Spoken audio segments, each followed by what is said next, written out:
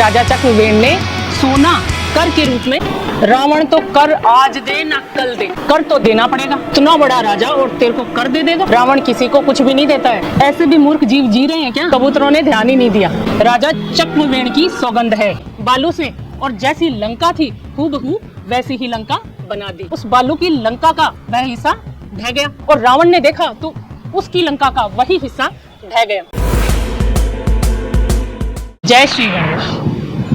प्राचीन समय में एक चक्रवेण करके राजा थे, बड़े धर्मात्मा राजा थे, बहुत ही अच्छे रीति से प्रजा का पालन करते थे, प्रभु प्रेमी थे, कभी भी प्रजा का धन उन्होंने खाने की नहीं सोची थी। वे दोनों पति पत्नी खेतीबाड़ी का काम करते थे, साथ ही साथ प्रजा पालन भी करते थे।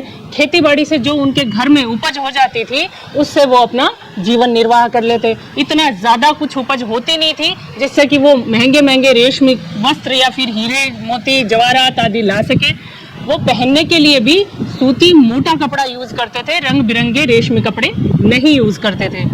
एक बार क्या हुआ कि नगर में उत्सव हुआ तो नगर की स्त्रियां रानी के पास आई, इतने सुंदर सुंदर रंग बिरंगे कपड़े पहन पहन के और इतने हीरे जवाहरात गहने सोने के पहन के आई थी।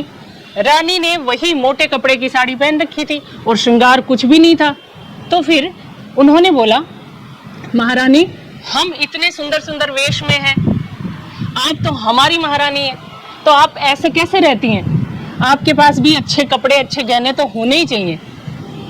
उस समय तो रानी ने वो बात सुन ली, लेकिन रात को जब राजा के पास पहुंची तो राजा से शिकायत करी। बोले, मैं इस नगर की रानी हूँ, प्रजा अपनी माता की समान मानती है और आज मेरी फजीती हो गई। राजा ने पूछा, क्या हुआ? बोले, जो स्त्रियां आई थी शहर की वो कह रही थी, महारानी आप तो हमारी माता हैं, आप तो हमसे बड़ी हैं, बहुत बड़ी हैं, फिर आपके कपड़े ऐसे क्यों हैं, आपके गहने क्यों नहीं हैं? तो राजा ने कहा, हम जितना खेतीबाड़ी में कमाते हैं उतने से तो हमारा खाना पीना ही होता है, और खाना पीना भी हम सादा ही करते हैं, कोई राजा महाराजा जैसा करते नहीं है। तो फिर बता मैं कहाँ से लाऊं, सोना कहाँ से लाऊं तेरे लिए? रानी रुष्ट हो गई, बोले नहीं, वो अगर पहनती हैं तो मैं क्यों नहीं पहन सकती, मुझे तो चाहिए। प्रजा का जो कर हम लेते हैं वो हम उन्हीं के हित के लिए काम में ले लेते हैं, वो धन हम अपने ऊपर नहीं खर्च कर सकते, ये प्रभु भक्ति का नियम नहीं है। फिर भी मैं तुम्हारे लिए गहनों का बंदोबस्त कर दूंगा, तुम धैर्य रखो, चिंता ना करो। दूसरे दिन राजा ने अपने एक आदमी को रावण के पास भेजा। उसको बोला कि तुम एक काम करो, रावण को जाके बोल देना कि राजा चक्रवेण ने सोना कर के रूप में मांगा है। वो आदमी चल पड़ा, रावण के पास जाके बोला कि राजा चक्रवेण ने आपसे सोना कर के रूप में मांगा है। रावण हंसने लगा, आज की दुनिया में ऐसे भी मूर्ख जीव जी रहे हैं क्या? रावण ये लंका का अधिपति, इतना बड़ा राजा, और तेरे को कर दे देगा? अपने राजा से जाके कह दो रावण किसी को कुछ भी नहीं देता है। उसने कहा कि आपको कर तो देना पड़ेगा, चाहे राजी से या फिर। तो रावण ने तिरस्कार पूर्वक बोला, कहना क्या चाहते हो? रावण तो कर आज दे ना कल दे, तुम जाओ अपने राजा से ये कि ये बात कह दो, चले जाओ यहाँ से। ठीक है। रात हो गई थी। रात होने के बाद में रावण ने वही बात मंदोदरी से कही कि आज तो एक ऐसे आदमी आया था, वो बोल रहा था कर चाहिए।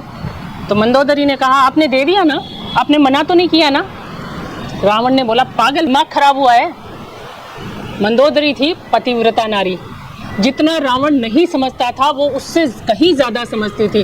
उसको पता था कि राजा चक्रवेण का प्रभाव क्या है, इसलिए वो चाहती थी कि रावण अपनी बेइज्जती कराए बगैर उसको कर दे दे। रावण नहीं माना, दो चार उसको ही सुना दी। रात को रात बीत गई, सुबह उठे तो रावण बाहर जाने लगा। इतने में मंदोदरी ने कहा, राजन एक बार मेरे साथ चलिए आप। रावण ने कहा, क्या बात है? बोले, आओ मैं आपको प्रभाव दिखाती हूँ, आपका और राजा चक्रवेण का। बोले, कैसे? वो रोज कबूतरों को दाना डालती थी, तो उसने वहां पे कबूतरों को दाने डाले और वो चुगने लग गए। तब बोली, आपका प्रभाव दिखाती हूँ आपको। रावण बोला, दिखाओ।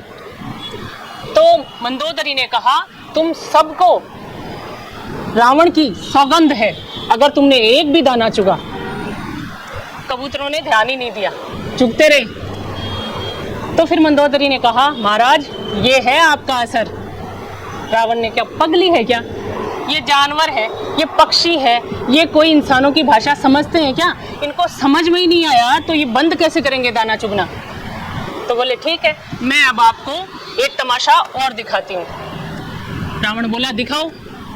तो मंदोदरी ने बोला, अगर तुमने एक भी दाना चुगा तो तुम्हें राजा चक्रवेण की सौगंध है, यानी दुहाई है। सारे कबूतरों ने दाना चुगना बंद कर दिया। एक कबूतरी ने चुगा तो उसी टाइम उसकी गर्दन कट के गिर गई थी। अब उसके पीछे भी वजह क्या थी? वो कबूतरी बहरी थी और मंदोदरी ने जो बात बोली थी वो उसको सुनी नहीं थी। रावण तब बोला कि इसमें क्या तमाशा है, पक्षी हैं, इनका मन किया तो चुग लिया, नहीं मन किया तो नहीं चुगा। तुम व्यर्थ की बातें मत किया करो, मेरा दरबार में जाने का समय हो रहा है, मुझे जाने दो तुम। उसको झड़का के, उसको धमका के रावण राज दरबार में पहुंच गया। दरबार में पहुंचते ही वही व्यक्ति जो राजा चक्रवेण की तरफ से आया था, वह व्यक्ति वहां वापस आ गया। वापस आके रावण से बोला, क्यों महाराज, आपने मेरी बात पर कोई गौर किया क्या रात भर? रावण बोला, बड़े अजीब आदमी हो, तुमसे जब मैंने कल कह दिया था कि चले जाओ यहाँ से, फिर भी तुम नहीं गए, शर्म बची नहीं है तुम में? उसने कहा, कर लिए बगैर तो मैं बिल्कुल नहीं जाऊंगा, और कर तो आपको देना पड़ेगा। रावण बोला, मजाक है क्या? मैं रावण हूँ, लंकापति।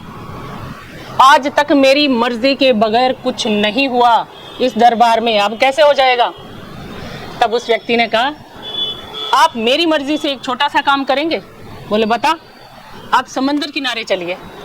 अब रावण तो प्रतापी था, उसको किसी का डर तो था नहीं कि ये ले जाके मुझे कहीं मरवा देगा या कुछ मेरा नुकसान कर देगा। वो उसके पीछे पीछे चल पड़ा। समंदर किनारे जाके उसने बालू से, और जैसी लंका थी हूबहू वैसी ही लंका बना दी, बालू से बना दी। जैसे लंका में 4 दरवाजे थे वैसे ही उस बालू की लंका में 4 दरवाजे बना दिए। तो फिर बोला, महाराज ये आपकी लंका जैसी नहीं है? बोला, हाँ हूबहू लंका जैसी बना दी, तुम तो बड़े कारीगर आदमी हो, एकदम लंका जैसी लग रही है। बोले, अब आप कमाल देखना। रावण ने बोला, दिखाओ। तो उसने हाथ उठाया और बोला, राजा चक्रवेण की दुहाई करके एक गेट पे घूसा मार दिया। मारते ही उस बालू की लंका का वह हिस्सा ढह गया, और रावण ने देखा तो उसकी लंका का वही हिस्सा ढह गया। वो चौंक गया कि ये क्या हुआ, बालू पे इसने घुसा मारा है, लंका मेरी ढह गई एक तरफ से। फिर उस आदमी ने बोला कि अब अगला घुसा मारूं या फिर तुम सोना कर के रूप में दे रहे हो?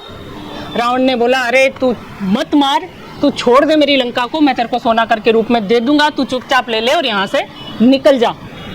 तो फिर उसको जितना चाहिए था उतना सोना रावण ने दे दिया और वो राजा चक्रवेण के पास आ गया।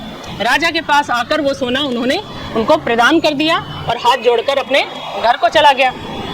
राजा ने सोना रानी को पकड़ाया कि लो रानी, तुम्हें जितने भी गहने बनवाने हैं तुम बनवा लो, ये सोना तुम्हें कम नहीं पड़ेगा।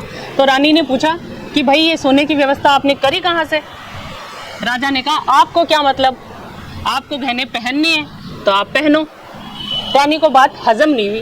रानी ने उस व्यक्ति को बुलाया जो कि रावण के पास गया था लंका।